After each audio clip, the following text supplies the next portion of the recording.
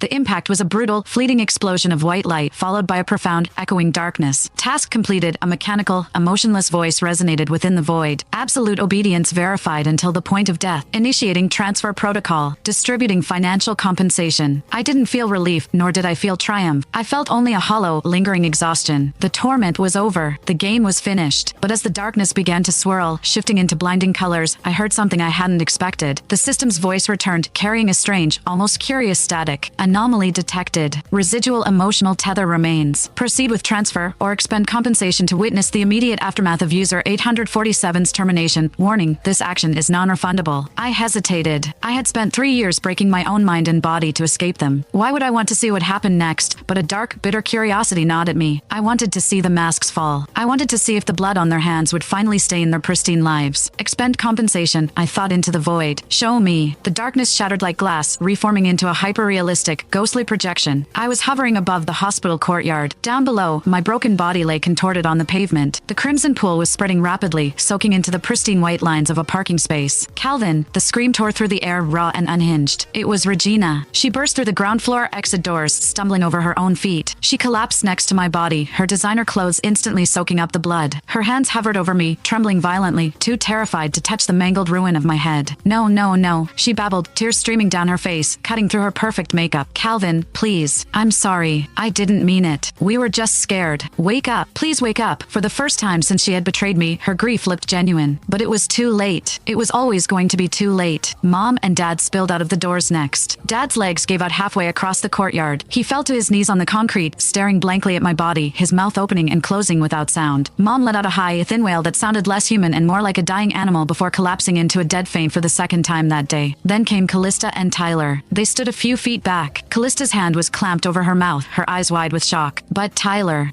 wasn't crying. His face was pale, yes, but as he looked down at my shattered corpse, a fleeting, almost imperceptible smirk tugged at the corner of his mouth. He had one. The biological son was dead. The inheritance, the family name, Regina, it was all his. Or so he thought. Step back, everyone, step back. The paramedics, who had been rushing toward the scene, finally broke through the crowd that had started to gather. They checked for a pulse out of protocol, but the grim shake of the lead paramedic's head confirmed what everyone already knew. System, I thought. Fast forward. Show me the fallout. The world blurred, spinning rapidly like a fast-forwarded film reel. Days bled into weeks. I watched my own funeral. It was a grand, hypocritical affair. My parents wept openly. Callista stood stoically, leaning on Tyler. Regina wore a black veil, refusing to speak to anyone, her eyes hollow and dark. But the real show started after the dirt was thrown on my grave. The scene shifted to the sprawling low family mansion. It was evening.